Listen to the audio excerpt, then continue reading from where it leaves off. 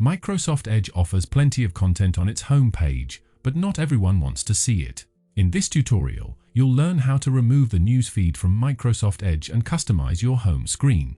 To begin, open Microsoft Edge and create a new tab to access browser's home screen. At the top right corner of that page, you'll see a small settings icon. Go ahead and click on it. Once Settings panel appears, you'll see several customization options for your home page.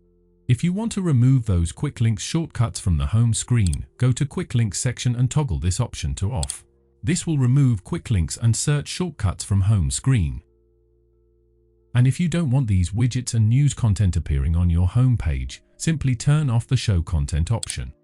The moment you do that, the news feed and content cards will disappear and giving the page a much cleaner appearance.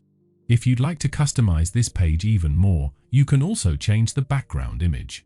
Simply click on Edit Background. From here, you can choose any image suggested by Microsoft Edge. But if you want something more personal, click on Upload Image and use any photo from your computer as your custom background. And if you'd prefer no background at all, just a plain and clean page, simply toggle off this background option, and this will give you an even cleaner Microsoft Edge home screen. So, that's how you can remove news feeds and widgets from the Microsoft Edge home screen. Thank you so much for watching, and have a wonderful day.